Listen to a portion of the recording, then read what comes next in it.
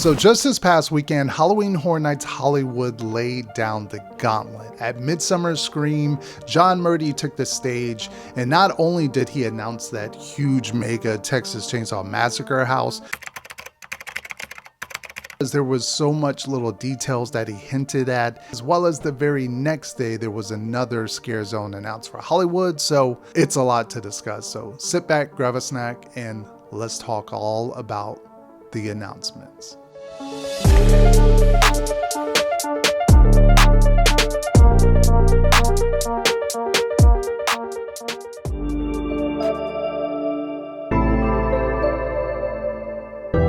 Now, just in case you did not get a chance to get the Chucky popcorn bucket, it will be back at both Halloween Horror Nights Orlando and Hollywood this year. And that was just a little announcement that they threw along with the Universal Monsters Eternal Bloodlines house that got announced for both Hollywood and Orlando. We have a separate video talking all about the details on that one. At the Midsummer Scream, John Murdy did give us a few more details on that house. So he gave us a actual look at some of the characters that are going to be featured in the house. There was one interesting tidbit that he threw in there, is that the Sunaman, and I'm sure I'm messing that up, forgive me on that one, but she is wearing the amulet. She is wearing the amulet that we have seen in Legends Collide, with the characters wearing that. So it's kind of interesting. It's a tied back to that, maybe. Is this sort of set in the same universe? And it went along and announced a new scare zone, Luchadores Monstruosos, which is weird to say the least. Like, I get the history of luchadors. Obviously, it's, you know, it's tied in Mexican history. If you watch American wrestling and you know Rey Mysterio, La Parca, all these characters are sort of tied back to that whole luchador era. But this one, you're about to be caught in the middle of a lucha libre horror film where two luchadors are going to meet against a horde of masked monsters.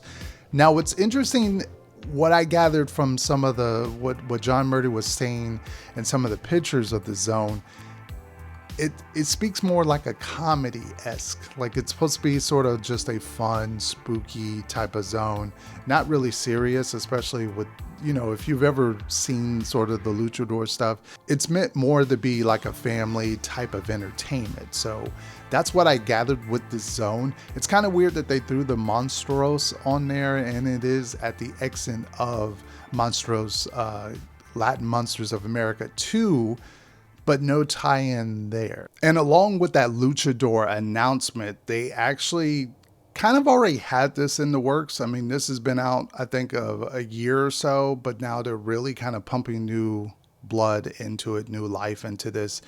Halloween Horror Nights actually has a Amazon storefront, a page. It's under the Universal tab. I'll have a link down in the description.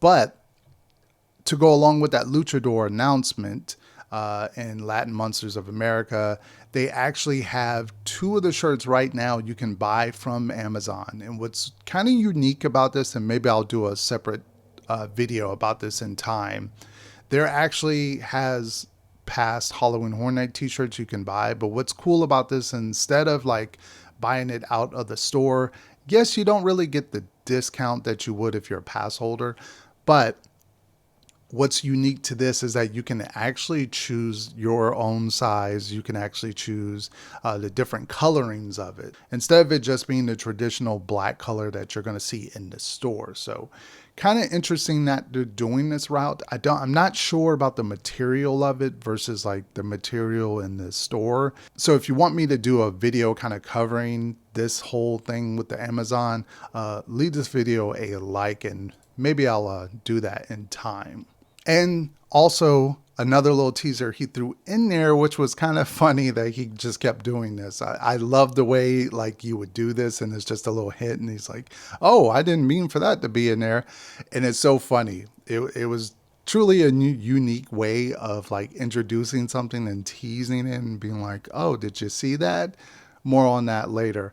And the very next day we had the announcements of Murder of Crowz. You foolishly ventured into the massive crow's nest. Now the fearsome flock will defend its territory. by descending upon you in a feathered rage and pecking your bones clean.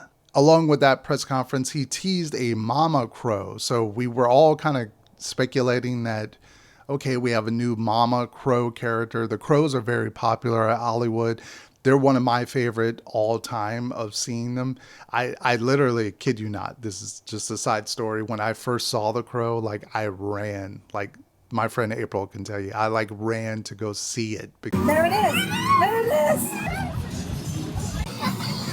All right, so what you guys are about to see is one of the largest stilts ever.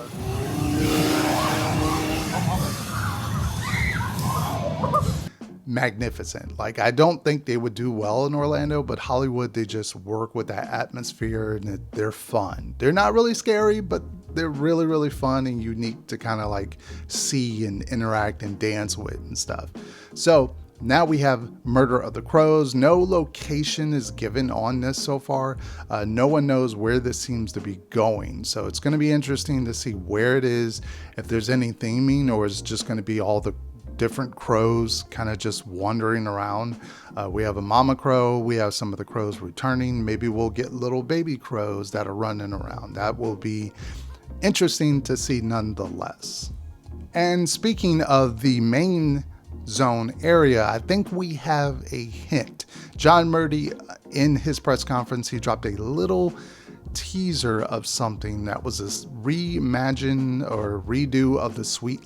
So in the middle of editing the video that you are watching, Horror Nights once again announced something else. So we have that scare zone that I am currently talking about.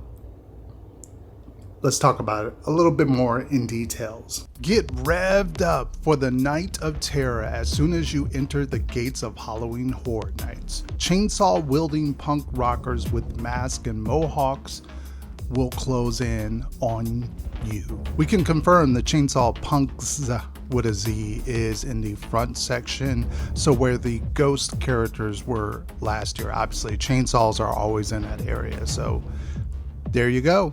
I don't know what to think about this. It depends on the music. If they're gonna play some, you know, some rock and metal horror type of music, it might fit. I don't think it's going to work if they use dubstep in that area, especially how is this going to mingle with the main zone area or whatever that scare zone is supposed to be. Maybe it's supposed to be like a Blumhouse zone.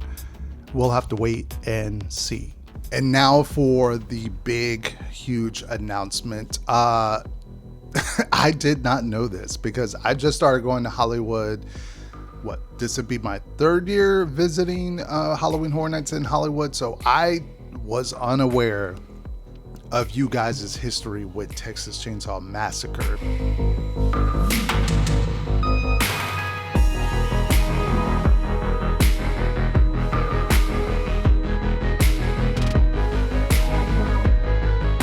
Being that it's been done so much that I'm surprised you guys are not boycotting or sending angry letters to John Murdy about this. Nonetheless, every 4 years or so, Texas Chainsaw comes back to Hollywood. And it was very heavily rumored. A lot of people were saying this was going to come back again. So when he introduced it as, you know, Texas Chainsaw Massacre is coming back to Halloween Horror Nights, I'm pretty sure a lot of people were not very pleased about this. I am, on the other hand, was very pleased because I've never done a Texas Chainsaw Massacre maze at Hollywood. So it's kind of a tradition that you got to do one. But this time he did it in a whole new way. And yeah, John Murdy introduced that this was not just a Texas Chainsaw Massacre house. No, we're not doing the traditional of like, oh, you're going into the house and grandpa scene and, you know, the door scene. Yes, some of that is in here, sure, because you can't do a Texas Chainsaw Massacre house without some of those key scenes in there. But this time, this is truly something I haven't seen them do with a property, of taking something other than the monsters. That's the only time I've seen them do something of like IP related, but their own sort of reworking of the stories and stuff. This one is a brand new original story that's sort of takes place in a weird universe of before the events of the first movie. This takes us back to a different warehouse that the Sawyer family has taken over.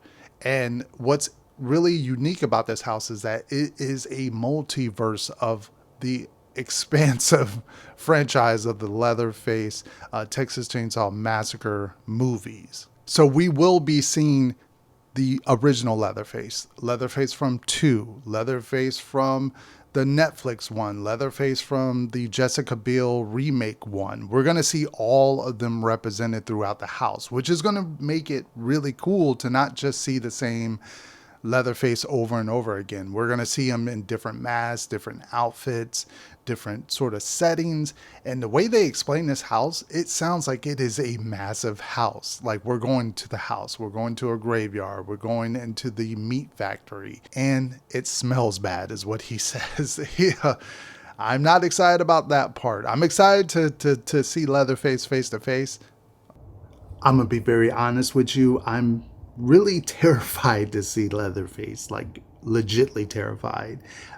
We've done this house in Orlando and it was quite scary. Like I ran past Leatherface a couple times. So Hollywood, I'm nervous for this one.